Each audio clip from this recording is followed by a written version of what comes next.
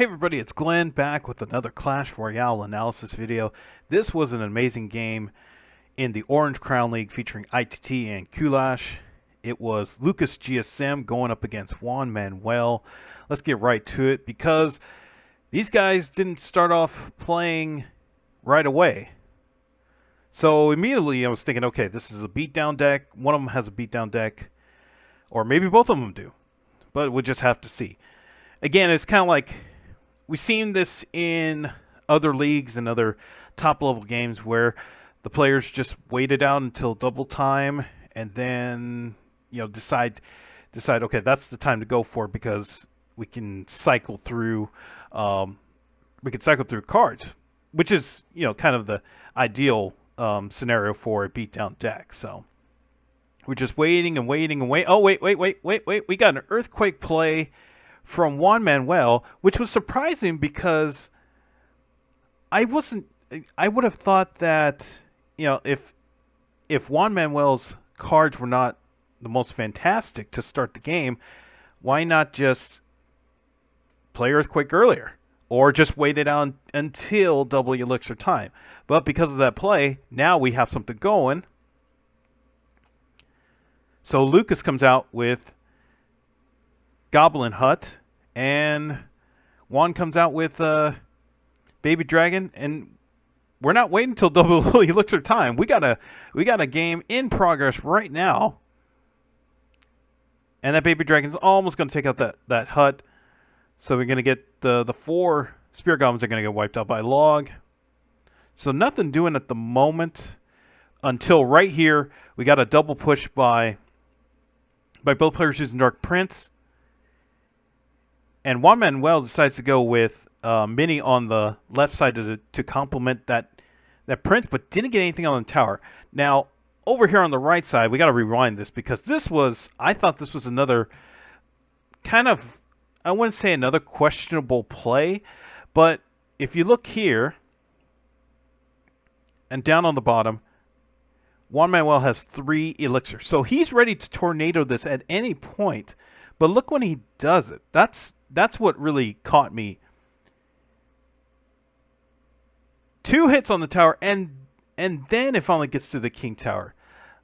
Now, I know you're seeing this video as the new update. The major meta-changing update has gone through, so Tornado's not playing like this anymore.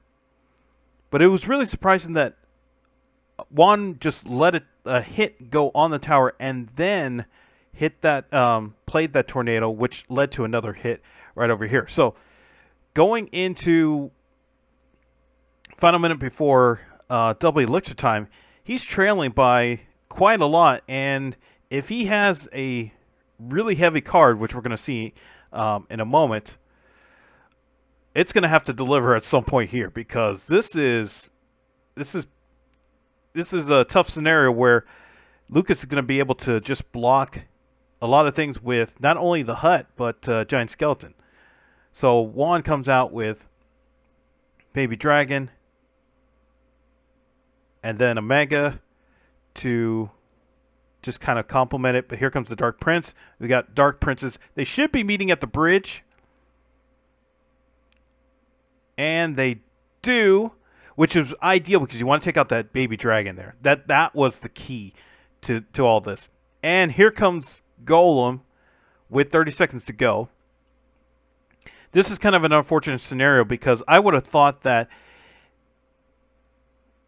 Juan would have just let this Giant Skelly meet Golem here. It would have pushed it back, but it would have never gotten to the tower. It would have been out of range. The ideal scenario would have been to have Baby Dragon, but looking back at the cycle of Juan's cards at this time, he was 1 card away from having Baby Dragon in his hand, so he had to play something else. He ends up playing Mini, which is a good card. So not even threatening to have this Giant Skelly meet the Golem close to the Princess Tower. Just take it out over here. This looks like a really great scenario. That log was amazing. And is this Golem going to get to tower? Nope. Tornado, of course. So tornado and log and wipes it out, and that whole bomb from the giant skelly just saves the day for Lucas.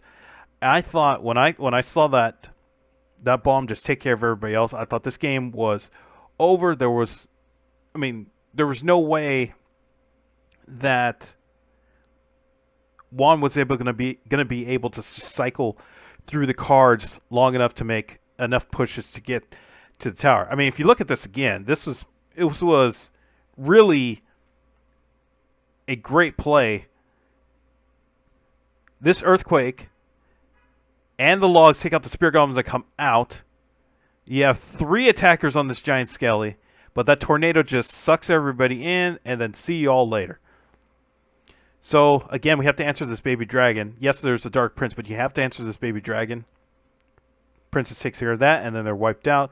Another hut. So that's the problem with what Juan was facing in this game. Yeah, there's a giant skelly and the dark prince that are playing the front line here, but this golem has to answer this hut right here, and that was the challenge. And if he could get through that, then he has a game. But so far, not a lot of luck on that front, and there goes the dark prince, and this hut is very healthy. So here comes the spear golems down here. I would have thought that maybe this baby dragon would have been played over here to the right side or toward the center, but at least make it walk with the golem. He didn't do that. He decides to play it back, slow play, because they're going to meet up anyways over here. Maybe they're going to get closer, and that's what happens. But I would have just rather have had it. I mean, if that were me, I would have probably played a little bit up. But it's understandable that this golem and this baby dragon was so separate from the beginning. Again, this giant skelly, this tornado, it breaks. It was just a key moment here because that tornado broke these golems just here. So when giant skelly goes down, they're gone. Well, they're gone anyways now. That tornado brought giant skeleton to the center. Look at the road this giant skeleton took. This was pretty amazing. Comes down here, meets the golem, gets pushed back by golem, is all the way over here on the right side. It's all the way over here. Keeps attacking, then gets pushed all the way over here, then goes over here to the center. Unbelievable. And because of that, this baby dragon now has an opportunity to get some shots in, gets 3 shots in, and look, all of a sudden, this game is now a game when it looked pretty bad from the beginning. I mean, we'll watch this whole sequence again because this giant skeleton, this play by Juan was just the key to getting back into this game right here. Those baby dragons got rid of the spear goblins. Giant skeleton gets pushed to the center and is just out of range. You see that baby dragon just hesitated for like a moment. Not right there, but like right, you'll see it right here. Yep, hesitated and then went forward. If it kept going, it would have gotten into that bomb tower, the bomb range, and maybe this game is totally different. So Lucas comes in. Is there an opportunity to maybe take the lead? Perhaps, but this king tower is activated, so this graveyard is just going to get easily taken care of. And now here comes the big push by Juan. That log was just mistimed. Oh, that was really an unfortunate log. Because if you look at that log right there, there was just enough HP left to keep it alive. If it had gotten just a couple more HP down, that log would have not only taken out the hut, but the 3 spear goblins that would have come out as well. So there's just a lot of chaos here. Giant Skelly goes down, but the tornado sucks everybody into that bomb, and nothing doing so far. This tornado, I thought, was really strange. Not this one right here. This one made sense because you're just getting everybody to the bomb and just wiping them out. But this one right here, I could see it didn't make sense in the beginning, but now it makes sense because he was trying to push back this Dark Prince here. Because if this Dark Prince didn't get over here, this mini would have had a free ride to the tower, and one shot would have made all the difference. Maybe it gets even 2 shots. But this was, I mean, if this play would have happened, I mean, this would have been unbelievable, because that tornado would have kept Dark Prince behind the Princess Tower, and Mini would have gotten a free ride to the tower to get a shot in. But here's this Dark Prince. And here we go with their answer, but it gets answered by Dark Prince. This graveyard comes down, but you really don't have to worry about it because you have the King Tower activation. Yes, they put poison here. This was a really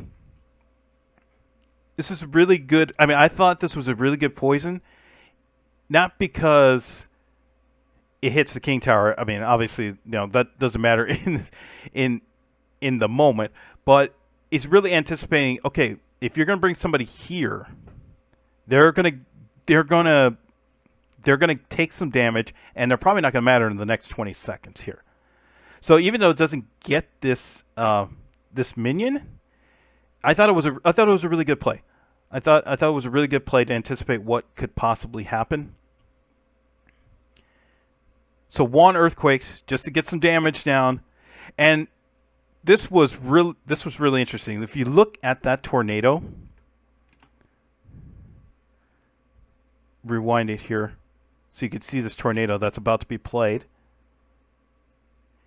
He pushed it back because if this baby dragon, this is kind of like the play that Juan did earlier, that Lucas is trying to do right now. In that play earlier where Juan pushed this, used the tornado to push back this Dark Prince so Mini could have a chance to get to the tower here, it didn't work out. But we could see that Lucas saw that type of play as well, where if this baby dragon can get to the tower and get a shot in, or get a belch in, that would have been probably enough to get the game. So he anticipated by throwing this tornado just to push back this minion far enough where it couldn't attack. This was really that was really good. It's in games you want to understand and kind of take some ideas as you're going along. It was just amazing to see Lucas use this play that was used against him and try it himself, and it could have worked, you know, if not for this baby dragon over here. So 10 seconds to go.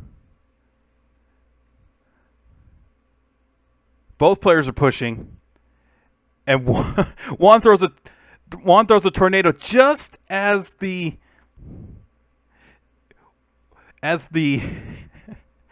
Dark Prince gets to the tower, but gets met by Dark Prince, and that's the finish. I mean, we have to rewind that again because that was amazing as well.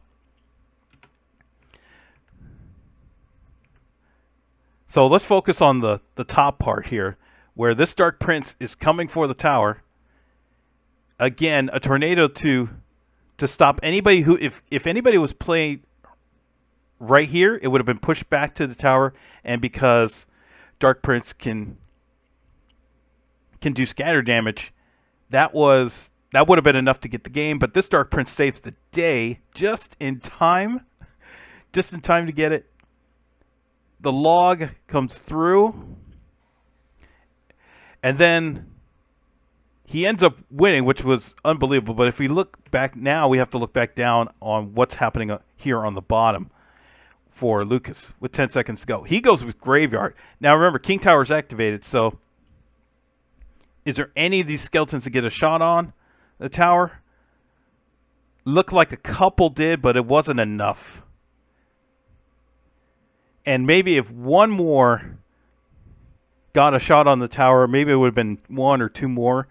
That would have turned the game, but that was unbelievable by Juan.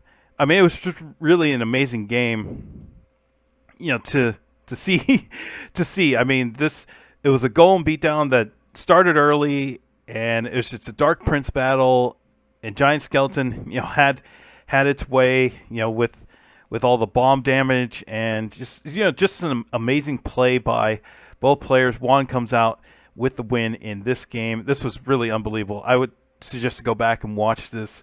Check out check out all the games from this set. It was pretty amazing. So I'm gonna end the video right here. Thank you all for watching. Be sure to like this video. Be sure to hit the subscribe, and I'll see you in the next video.